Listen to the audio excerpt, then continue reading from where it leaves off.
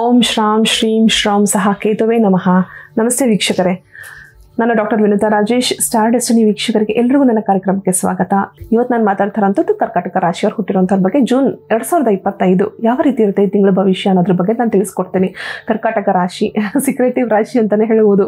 ಎಲ್ಲ ಮನಸ್ಸಲ್ಲಿ ಇಟ್ಕೊಳ್ತಾರೆ. ಕರ್ಕಾಟಕ ರಾಶಿ ಓಪನ್ ಅಪ್ಪೇ ಆಗಲ್ಲ. ಈವನ್ ಎಷ್ಟೇ ಇರಲಿ, ನೀವು ಎಷ್ಟೇ ಹೇಳಿ, ನಿಂಗೆ ಏನು ಅನಿಸ್ತಾ ಇದೆ ನನಗೆ ಹೇಳು, ನಿನ್ಗೆ ಏನು ಪ್ರಾಬ್ಲಮ್ ಇದೆ ನನಗೆ ಹೇಳು. ಆ ಸಮಯದಲ್ಲಿ ಒಂದು 10%, 20% ನೀವು ನೋಡ್ಬೋದು, ನನಗೆ ಈ ಥರ ಅನಿಸ್ತಿತ್ತು, ನನಗೆ ಈ ಥರ ಆಯಿತು, ನನಗೆ ಈ ಸಮಸ್ಯೆ ಆಯಿತು, ನಾನು ಅದಕ್ಕೆ ಹಿಂಗೆ ಮಾಡಿದೆ ಅಂತ ಹೇಳ್ತಾರೆ. ಬಿಟ್ಟರೆ ಮತ್ತೆ ಅಗೇನ್ 100% ರಿವೀಲ್ ಮಾಡಲ್ಲ. ಮತ್ತೇನೋ ಒಂಥರ ಎಮೋಷ್ನಲ್ ಆಗಿಬಿಡ್ತಾರೆ. ವೆರಿ ಸೀಕ್ರೆಟಿವ್ ಅಂತಲೇ ಹೇಳ್ಬೋದು. ಮನಸ್ಸಿನ ಕಾರಕ ಚಂದ್ರ ಇದರ ಅಧಿಪತಿ ಬರುವಂಥದ್ದು. So very secretive. ಮತ್ತು ಯಾರು ತುಂಬ ಆತ್ಮೀಯರು ಅಂತ ಅನಿಸುತ್ತೆ ಅಂಥವ್ರ ಹತ್ರ ಬಹುಶಃ 100% ತನ್ನ ಒಂದು ಕಷ್ಟ ಏನು ಸಮಸ್ಯೆ ಆಗ್ತಿದೆ, ಏನು ಚೆನ್ನಾಗಾಗ್ತಿದೆ, ಪ್ರತಿಯೊಂದು ಕೂಡ ಹೇಳ್ಕೊಳ್ತಾರೆ. Very emotional, very homely. And ಏನು ಹೇಳ್ತಾರೆ, ಎಲ್ಲರಿಗೂ ತುಂಬ ಇಷ್ಟ ಆಗುವಂಥವ್ರು ಇರೋ, ತುಂಬ ಹಾರ್ಡ್ ವರ್ಕಿಂಗ್ ಇರ್ತಾರೆ. ಯಾರು ಏನೇ ಕೆಲಸ ಕೊಡಲಿ, ಏನೇ ಕೆಲಸ ಇರಲಿ, ಅಚ್ಚುಕಟ್ಟಾಗಿ ಎಷ್ಟು ಹೇಳಿರ್ತಾರೆ ನೀವು ಅಷ್ಟು ಮಾಡ್ತಾರೆ. ಅಷ್ಟು ನಿಮಗೆ ಒಂದು ಪ್ರತಿಕ್ರಿಯೆ ಕೊಡ್ತಾರೆ. ಸೊ ಜೂನ್ ತಿಂಗಳಲ್ಲೂ ಸಹ ಕೆಲವೊಂದು ಸಂದರ್ಭಗಳಲ್ಲಿ ಸಮಸ್ಯೆ ಆಗುತ್ತೆ. ಸ್ಪೆಷಲಿ ನೀವೇನಾದರೂ ಹೊಸ ಜಾಗ ಖರೀದಿ ಮಾಡ್ತಿದ್ರೆ, ಹೊಸದಾಗಿ ಏನಾದರೂ ಮಾರ್ಗೇಜ್ ಏನೋ ಒಂದು ಲೋನ್ ಮಾಡಿಸ್ಕೊಳ್ತಾ ಇದ್ದೀರಾ, ನಿಮ್ಮ ಪ್ರಾಪರ್ಟಿ ರಿಲೇಟೆಡ್ ಏನೋ ಒಂದು ನೀವು ಕೆಲಸ ಕಾರ್ಯಗಳು ಮಾಡ್ಕೊಳ್ತಾ ಇದ್ದೀರಾ, ತುಂಬ ಕೇರ್ಫುಲ್ ಆಗಿರಿ. 8ನೇ ಮನೆ ರಾಹು ಇದೆ. 8ನೇ ಮನೆ ರಾಹು ಇದ್ದಾಗ ಏನಾಗುತ್ತೆ, ನಿಮಗೆ ಯಾರೋ ಕೆಲವು ವ್ಯಕ್ತಿಗಳು ನಿಮಗೆ ಬಂದು ರಾಂಗ್ ಇನ್ಫಾರ್ಮೇಷನ್ ಕೊಡ್ಬೋದು, ನಿಮಗೆ ರಾಂಗ್ ಸಲಹೆಗಳು ಕೊಡಬಹುದು. ಸೊ ಈ ರಾಂಗ್ ಸಲಹೆಗಳು ನಿಮ್ಗೆ ಆ ಸಮಯಕ್ಕೆ ರಾಂಗ್ ಅಂತ ಅನ್ಸೋದಿಲ್ಲ, ಏನೋ ನನಗೆ ಒಳ್ಳೇದಕ್ಕೆ ಕೊಡ್ತಾ ಇದ್ದಾರೆ. ಮೇ ಬಿ ಫಾರ್ ಎಕ್ಸಾಂಪಲ್, ಈ ಒಂದು ಜಾಗ ನೀನು ತೊಗೊಂಡ್ಬಿಡು, ನಿನಗೆ ಒಳ್ಳೇದಾಗುತ್ತೆ, ನಾವು ಲೋನ್ ಮಾಡಿಸ್ಕೊಡ್ತೀವಿ, ಹಂಗೆ ಕೊಡ್ತೀವಿ, ಹಿಂಗೆ ಕೊಡ್ತೀವಿ ಅಂತ ಹೇಳಿ ನಿಮ್ಮ ಹತ್ರ ಏನೋ ಒಂದು ಹಣವನ್ನು ತೊಗೊಂಡ್ಬಿಡೋದು. ಜಾಗ ಕೊಡ್ತೀವಿ ಅಲ್ಲ, ಜಾಗ ಬರುತ್ತಲ್ವಾ, ಕೊಡೋಣ ಬಿಡು ಅನ್ನೋಂಥದ್ದು ಯಾಕಂದರೆ ನೀವು ಬೇಗ ನಂಬ್ತೀರಾ. ಜನಗಳನ್ನ ತುಂಬ ಬೇಗ ನಂಬುವಂಥ ಒಂದು ರಾಶಿ ಅಂತಲೇ ಹೇಳ್ಬೋದು.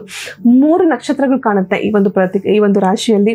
ಪುನರ್ವಸು, ನಾ ಹೇಳ್ತಿದ್ದೆ ಮಿಥುನ ರಾಶಿಯವರೆಗೂ ಸಹ ಪುನರ್ವಸು 4ನೇ ಚರಣ ಮಾತ್ರ ನಾವು ಕರ್ಕಾಟಕ ರಾಶಿಯಲ್ಲಿ ಕಾಣ್ತೀವಿ. ಪುನರ್ವಸು 4ನೇ ಚರಣ, ಪುಷ್ಯ ನಕ್ಷತ್ರ 4 ಚರಣಗಳು, ಆಶ್ಲೇಷ ನಕ್ಷತ್ರ 4 ಚರಣಗಳು. ಸೊ ಕರ್ಕಾಟಕ ರಾಶಿಯಲ್ಲಿ ನಿಮಗೆ ಡೇಟ್ ಆಫ್ ಬರ್ತ್ ಟೈಮಿಂಗ್ಸ್ ಗೊತ್ತಿತ್ತು, ಈ ಒಂದು ಪ್ರಿಡಿಕ್ಷನ್ಸ್ನ ಫಾಲೋ ಮಾಡಿ. ಇಲ್ಲ ಮ್ಯಾಮ್ ನನಗೆ ಗೊತ್ತಿಲ್ಲ, ಬಟ್ ನಾನು ಹೆಸರು ಬಲದ ಮೇಲೆ ಈ ಒಂದು ಫಾಲೋ ಮಾಡ್ಬೋದಾ? ಖಂಡಿತ ಮಾಡ್ಬೋದು. ನಾ ಹೇಳ್ದಂಗೆ ಅಧಿಪತಿ ಚಂದ್ರ. ನಿಮಗೆ ಯಾರಾದರೂ ಈ ಸಂದರ್ಭದಲ್ಲಿ ಜೂನ್ ತಿಂಗಳಲ್ಲಿ ಮಾತ್ರ ತುಂಬ ಕೇರ್ಫುಲ್ ಆಗಿರಿ. ಯಾರಾದರೂ ಗೈಡ್ ಮಾಡುವಂಥ ಚಾನ್ಸಸ್ ಇದೆ, ರಾಂಗ್ ಆಗಿ ನಿಮಗೆ ಗೈಡ್ ಮಾಡುವಂಥ ಚಾನ್ಸಸ್ ಇದೆ. ಹಾಗಾಗಿ ತುಂಬ ಕೇರ್ಫುಲ್ ಆಗಿರಬೇಕಾಗಿರೋಂಥದ್ದು. 23ನೇ ತಾರೀಕು ಮೂಲತಃ ನಿಮ್ಮ ಒಂದು ರಾಶಿಯಲ್ಲಿ ಈ ತಿಂಗಳಲ್ಲಿ ಕುಜನಿದೆ.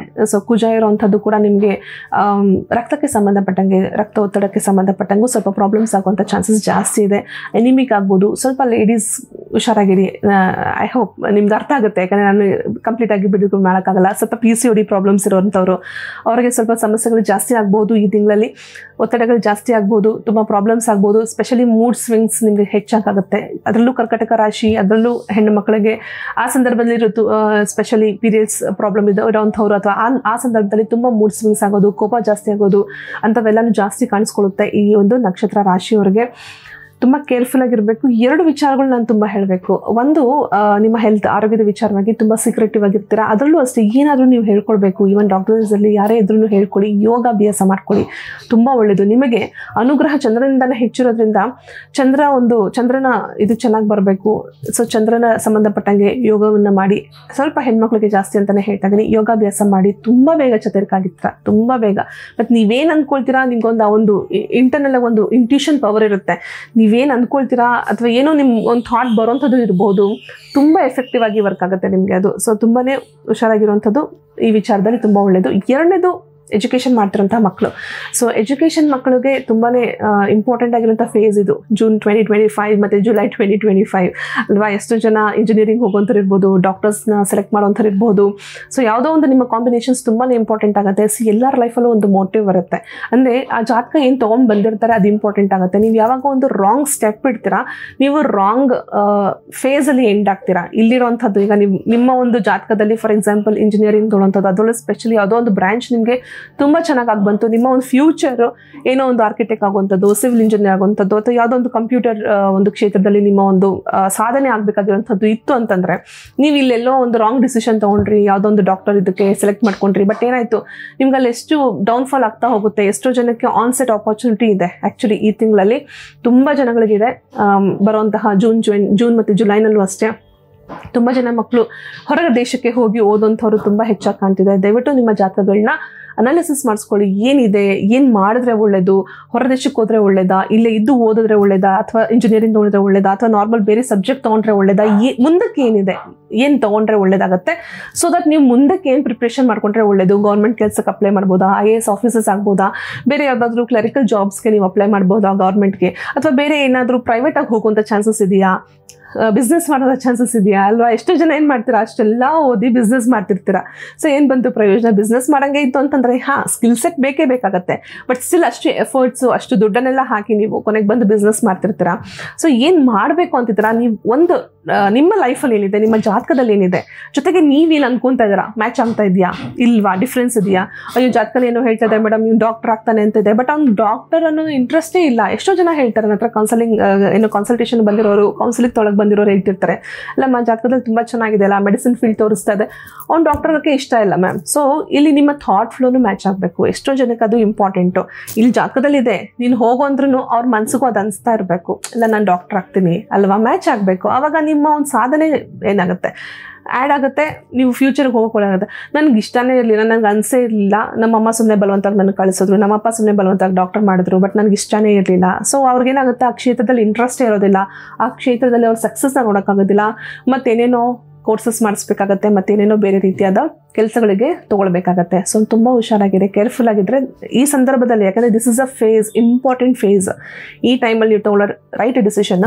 10th ಪಾಸ್ ಆಗಿರೋಂಥವ್ರು ಇರ್ಬೋದು, PUC ಪಾಸ್ ಆಗಿರೋಂಥವ್ರು ಇರ್ಬೋದು, ಈ ಡಿಸಿಷನ್ ತುಂಬ ಒಳ್ಳೆಯದು. ಮ್ಯಾಮ್ ನಾನು ನಿಮ್ಮ ಹತ್ರ ಕನ್ಸಲ್ಟಿಂಗ್ ತೊಗೊಂಡು ಮಾಡ್ಬೋದು, ಖಂಡಿತ ಮಾಡ್ಬೋದು. ನಿಮಗೆ ಕಾಣ್ತಿರೋ ನಂಬರ್ಸ್ಗೆ ಕಾಲ್ ಮಾಡಿ, ದಯವಿಟ್ಟು 10 ರಿಂದ 7 ಗಂಟೆ ಕಾಲ್ ಮಾಡಿ. ತುಂಬ ಜನ ಆಫ್ ಟೈಮಿಂಗ್ಸ್ ಕಾಲ್ ಮಾಡ್ತೀರಾ, ಕಾಲ್ಸ್ ಮಿಸ್ ಆಗುತ್ತೆ.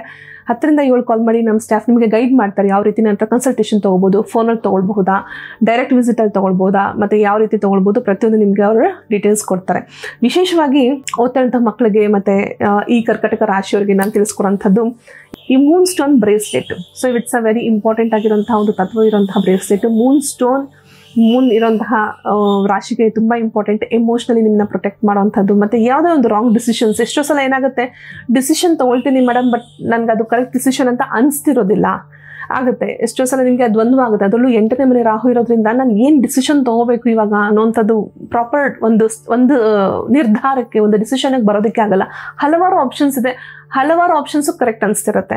ಅದು ತೊಗೊಂಡ್ರು ಕರೆಕ್ಟೇ, ಹೌದು ಆ ಕೆಲಸ ತೊಗೋಬೋದು, ಇದನ್ನು ತೊಗೊಂಡ್ರು ಕರೆಕ್ಟೇ, ಈ ಕೆಲಸಕ್ಕೆ ಟ್ರೈ ಮಾಡ್ಬೋದು. ಈ ರೀತಿ ಹಲವಾರು ಆಪ್ಷನ್ಸು ನಿಮಗೆ ಎಲ್ಲ ಕರೆಕ್ಟ್ ಅನಿಸ್ತಿರುತ್ತೆ. ಬಟ್ ಯಾವ್ದು ನನಗೆ ಇಂಪಾರ್ಟೆಂಟು, ಹೆಂಗೆ ಡಿಸಿಷನ್ ತಾನು ತೊಗೊಳ್ಬೇಕು, ಮತ್ತು ತೊಗೊಂಡಿರೋ ಡಿಸಿಷನ್ ನನಗೆ ಪ್ರೊಟೆಕ್ಟ್ ಆಗಬೇಕು ಅಲ್ವಾ.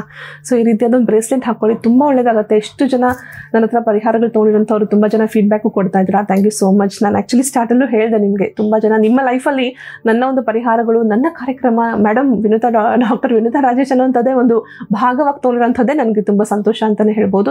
ತುಂಬ grateful and also thank you for that. So ಇದರ ಜೊತೆಗೆ ಇನ್ನು ಕೆಲವೊಂದು ಆದಿತ್ಯ ಹೃದಯ ಸ್ತೋತ್ರ ಅಂತ ಹೇಳಿ ನಾನು ಕೆಲವು ಕಾರ್ಯಕ್ರಮದಲ್ಲಿ ತಿಳಿಸ್ಕೊಟ್ಟಿದ್ದೆ. ಆದಿತ್ಯ ಹೃದಯಂ ಸ್ತೋತ್ರ ಎಷ್ಟು ಇಂಪಾರ್ಟೆಂಟ್ ಆಗಿರೋಂಥದ್ದು, ಎಷ್ಟು ಪವರ್ಫುಲ್, ಎಷ್ಟು ಪಾಸಿಟಿವ್ ಆಗಿದೆ ಅಂತಂದರೆ, ಪ್ರತಿನಿತ್ಯ ಒಂದು ಸಲ ನೀವು ಚಾಂಟ್ ಮಾಡಿದಷ್ಟು ತುಂಬ ಒಳ್ಳೆಯದು. ಮಂತ್ರಗಳನ್ನ ಯಾವಾಗ ಜಪ ಮಾಡ್ತೀರಾ, ನಿಮ್ಮಲ್ಲಿ ಒಂದು ವೈಬ್ರೇಷನ್ಸ್ ಕ್ರಿಯೇಟ್ ಆಗುತ್ತೆ, ಪಾಸಿಟಿವ್ ವೈಬ್ರೇಷನ್ಸು. ನಿಮ್ಮ ನಮ್ಮ ಒಂದು ಎಷ್ಟೋ ಜನ ನೀವು ನೋಡಿದಾಗ ಅನ್ಸುತ್ತೆ, ಅವ್ರು ತುಂಬ ಅಟ್ರಾಕ್ಟಿವ್ ಅನ್ಸುತ್ತೆ ಅಂತ ಹೇಳಿ. ಅವ್ರೇನು ಅಟ್ರಾಕ್ಟಿವ್ ಅಂತ ಅಂದರೆ ತುಂಬ ಹೆವಿ ಮೇಕಪ್ ಮಾಡ್ಕೊಂಡಿರ್ತಾರೆ, ಹೆವಿ ಡ್ರೆಸ್ಸಸ್ ಇರುತ್ತೆ, ಹೆವಿ ಜ್ಯುವೆಲ್ಸ್ ಇರುತ್ತೆ ಅಂತಲ್ಲ, ಆ ಮುಖದಲ್ಲೇ ಒಂದು ತೇಜಸ್ಸನ್ನ ನೀವು ನೋಡ್ಬೋದು ಅಲ್ವಾ. ಆ ಮುಖ ನೋಡಿದಾಗಲೇ ಯಾವ ಜ್ಯುವೆಲ್ಲೂ ಬೇಕಾಗಿಲ್ಲ, ಯಾವ ಇದು ಇಲ್ಲ, ಬಟ್ ಆ ಮುಖದಲ್ಲಿ ಇರೋಂತಹ ತೇಜಸ್ ನೋಡಿದಾಗಲೇ ಎಷ್ಟೋ ಜನ ಹೇಳ್ತಿರ್ತಾರೆ ವೆರಿ ಅಟ್ರಾಕ್ಟಿವ್ ಇದೆ, ಅವ್ರ ಫೇಸ್ ತುಂಬ ಅಟ್ರಾಕ್ಟಿವ್ ಅನ್ಸುತ್ತೆ, ಅವ್ರ ಹತ್ರ ಏನೋ ಒಂದು ಜ್ಞಾನ ಇದೆ, ಯಾವುದೋ ಒಂದು ರೀತಿಯಾದ ಒಂದು ಶಕ್ತಿ ಇದೆ ಅಂತ ಅನ್ಸುತ್ತೆ. ಈ ಆದಿತ್ಯ ಹೃದಯವನ್ನು ಸಹ ನೀವು ಚಾಂಟ್ ಮಾಡಬೇಕು, ಹೇಳಬೇಕು. ಮಂತ್ರಗಳನ್ನ ಹೇಳಿದಾಗ ನೀವು ಒಂದು ತೇಜಸ್ಸನ್ನು, ಆ ಒಂದು ಶಕ್ತಿಯನ್ನು ಪಡ್ಕೊಳ್ಬಹುದು. ಅಕಸ್ಮಾತ್ ಹೇಳೋಕ್ಕಾಗಲ್ಲ ಮೇಡಮ್, ಅಟ್ಲೀಸ್ಟ್ ನೀವು ಒಂದು ದಿನಕ್ಕೆ ಒಂದು ಸಲ ಆದರೂ ಕೇಳಬಹುದು. ಕಂಪ್ಲೀಟಾಗಿ ಜೂನ್ ಜುಲೈ 2 ತಿಂಗಳು ಕೇಳಿ, ತುಂಬ ಒಳ್ಳೆಯದಾಗುತ್ತೆ. ಇಷ್ಟು ಹೇಳ್ತಾ ಕಾರ್ಯಕ್ರಮ ಮುಗಿಸೋಣ. ಸರ್ವೇ ಜನ ಸುಖಿನೋ ಭವಂತು, ಸನ್ಮಂಗಳಾನಿ ಭವಂತು. ಧನ್ಯವಾದಗಳು.